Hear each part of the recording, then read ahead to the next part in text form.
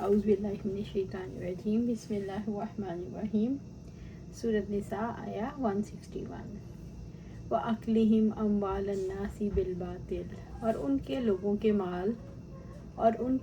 کے مال کو باطل طریقوں سے کھانے کی وجہ سے۔ یہودی لوگوں کا مال باطل طریقے سے کھاتے تھے، مثلا رشوت اور سود دیتے تھے۔ وَأَعْتَدْنَا لِلْكَافِرِينَ مِنْهُمْ عَذَابًا أَلِيمًا اور ہم نے ان میں سے کافروں کے لیے دردناک عذاب تیار کر رکھا ہے۔ یہودیوں کے سود کھانے کی وجہ سے اور لوگوں کے مال باطل طریقے سے کھانے کی وجہ سے اللہ تعالیٰ نے دنیا میں بعض حلال چیزیں ان پر حرام کر دیں اور آخرت میں کافروں کے لیے دردناک عذاب تیار کر رکھا ہے۔ سورۃ نساء آیا 162۔ اس آیت کا شان نزول، یہ آیت عبداللہ بن سلام، اسید بن شعبہ اور صلبہ بن شعبہ کے یہود سے جدا ہو کر اسلام لانے پر نازل ہوئی۔ لیکن الراسخون فی العلم منہم لیکن ان میں سے جو علم پختہ کار ہیں، یعنی جو دین میں ثابت قدم ہے، حقیقت میں انہیں ہی نفع مند علم میں پختگی حاصل ہے، یعنی وہ لوگ جن کے دلوں میں علم مضبوط اور ایقان راسخ ہے۔ پختہ علم رکھنے والوں کا ایمان کامل ہے، جو علم کی مضبوطی اور یقین کے راسخ ہونے کی وجہ سے نصیب ہوتا ہے۔ والمؤمنون یؤمنون بما انزل الیک وما انزل من قبلک اور ایمان والے وہ ہیں اس پر بھی ایمان لاتے ہیں جو آپ کی طرف نازل کیا گیا اور جو آپ سے پہلے نازل کیا گیا۔ علم کی وجہ سے ایک تبدیلی آتی ہے کہ ان میں تعصب نہیں، ان کا اپنی کتاب پر ایمان ہے اور پچھلی ساری کتابوں پر بھی ایمان ہے۔ یہ ایمان انہیں عمل صالح کا پھل عطا فرماتا ہے، مثلا نماز قائم کرنا، زکوٰۃ ادا کرنا۔ یہ دونوں سب سے افضل اعمال ہیں کیونکہ یہ دونوں معبود کے لیے اخلاص اور بندوں کے لیے احسان پر مشتمل ہیں۔ والمقیمین الصلاۃ اور وہ نماز قائم کرنے والے ہیں۔ علم میں مضبوط لوگ نماز قائم کرنے والے ہیں۔ نماز قائم کرنا افضل عمل ہے کیونکہ نماز میں معبود کے لیے اخلاص ہوتا ہے۔ یہ ایسا عمل صالح ہے جس کی وجہ سے ایمان اور یقین مضبوط ہوتا ہے اور دین میں ثابت قدمی نصیب ہوتی ہے۔ اقامت صلاۃ ایمان کے حصول کا عظیم عامل ہے۔ والمؤتون الزکوٰۃ اور زکوٰۃ ادا کرنے والے ہیں۔ علم میں مضبوط لوگ زکوٰۃ ادا کرنے والے ہیں۔ زکوٰۃ ادا کرنا افضل عمل ہے، اس میں معبود کے لیے اخلاص بھی ہے اور اللہ تعالیٰ کے بندوں کے لیے احسان بھی۔ یہ ایسا عمل صالح ہے جس کی وجہ سے ایمان مضبوط ہوتا ہے۔ والمؤمنون باللہ والیوم الآخر اور اللہ تعالیٰ اور آخرت کے دن پر وہ ایمان لانے والے ہیں۔ ان کا اللہ تعالیٰ اور یوم آخرت پر ایمان ہے، یعنی توحید کے قائل ہیں اور بعث بعد الموت کا عقیدہ رکھتے ہیں تاکہ اعمال کا بدلہ ملے۔ وہ اللہ تعالیٰ کے وعدوں پر یقین رکھتے ہیں اور اس کی وعیدوں سے ڈرتے ہیں۔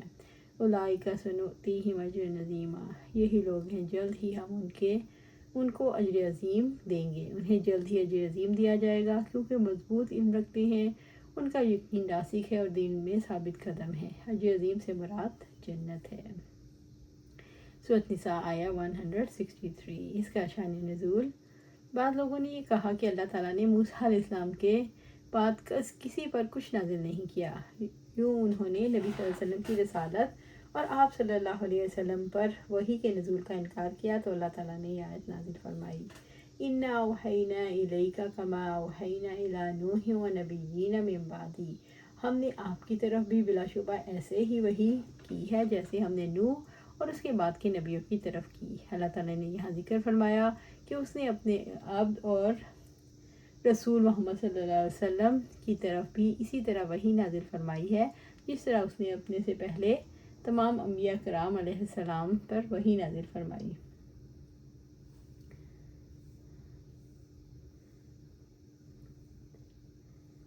وَأَوْحَيْنَا إِلَىٰ إِبْرَاهِيمَ وَإِسْمَاعِيلَ وَإِسْحَاقَ وَيَعْقُوبَ وَالْأَسْبَاطِ وَعِيسَىٰ وَأَيُّوبَ وَيُونُسَ وَهَارُونَ وَسُلَيْمَانَ اور ہم نے ابراہیم، اسماعیل، اسحاق، یعقوب اور اولاد یعقوب اور عیسیٰ اور ایوب اور یونس اور ہارون اور سلیمان کی طرف وحی کی۔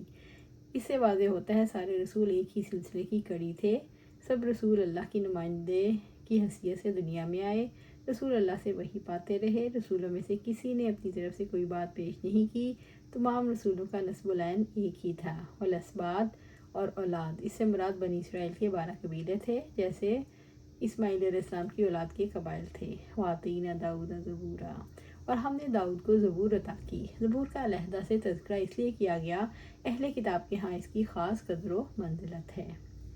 سورۃ نساء آیا 164۔ وَرُسُلًا قَدْ قَصَصْنَاهُمْ عَلَيْكَ مِن قَبْلُ، اور وہ رسول جن کے حالات یقیناً ہم پہلے ہی آپ پر بیان کر چکے ہیں۔ قرآن مجید میں 25 رسولوں کا تذکرہ ہے۔ وَرُسُلًا لَمْ نَقْصُصْهُمْ عَلَيْكَ، اور وہ رسول بھی جن کے حالات ہم نے آپ پر بیان نہیں کیے۔ اس سے مراد وہ رسول ہیں جن کے نام اور حالات قرآن مجید میں نہیں آئے، ان کی ایک بڑی تعداد ہے۔ وَكَلَّمَ اللَّهُ مُوسَىٰ تَكْلِيمًا، اور موسیٰ علیہ السلام سے اللہ نے کلام کیا، خود کلام کرنا۔ موسیٰ علیہ السلام کی فضیلت یہ ہے کہ اللہ تعالیٰ نے موسیٰ علیہ السلام سے بغیر کسی واسطے کے کلام کیا، حتیٰ کہ یہ بات پوری دنیا میں مشہور ہو گئی اور موسیٰ کو کلیم اللہ کہا جانے لگا۔ سورۃ نساء آیا 165۔ انبیاء کو بھیجنے کا مقصد واضح کیا گیا۔ رسولا مبشرین و منذرین، وہ رسول خوشخبری دینے والے اور ڈرانے والے تھے۔ اللہ تعالیٰ نے رسولوں کو ان لوگوں کے لیے دنیا اور آخرت کی سعادت کے لیے خوشخبری سنانے والے بنا کر مبعوث فرمایا، جو ان کی اطاعت کرتے ہیں، اور ان لوگوں کے لیے دونوں جہانوں کی بدبختی سے ڈرانے والے بنا کر بھیجا جو اللہ تعالیٰ کی نافرمانی اور اس کے رسولوں کی مخالفت کرتے ہیں۔ لِأَلَّا يَكُونَ لِلنَّاسِ عَلَى اللَّهِ حُجَّةٌ بَعْدَ الرُّسُلِ، تاکہ لوگوں کے لیے رسولوں کے بعد اللہ تعالیٰ پر کوئی حجت نہ رہے۔ انبیاء اور رسول کو بھیجنے کا مقصد انسانیت پر حجت تمام کرنا تھا، تاکہ اللہ تعالیٰ کے حضور حشر کے میدان میں لگنے والی عدالت میں کوئی یہ نہ کہہ سکے ہمیں حقیقت سے آگاہ کرنے کا انتظام نہیں کیا گیا۔ وَقَانَ اللَّهُ عَزِيزًا حَكِيمًا، اور اللہ تعالیٰ ہمیشہ سے سب پر غالب کمال حکمت والا ہے۔ یہ اللہ تعالیٰ کے کامل غلبہ اور کامل حکمت کی دلیل ہے کہ اس نے لوگوں کی طرف رسول مبعوث فرمائے، ان پر کتابیں نازل فرمائیں۔ یہ اللہ تعالیٰ کا فضل اور احسان بھی ہے۔ اللہ سبحانہ تعالیٰ سے دعا ہے ہمیں قرآن و سنت پر عمل کرنے کی توفیق دے، اس پر جمع دے اور جنت الفردوس کے اعلیٰ مقام پر اپنے پاس گھر عطا فرمائے۔ آمین یا رب العالمین۔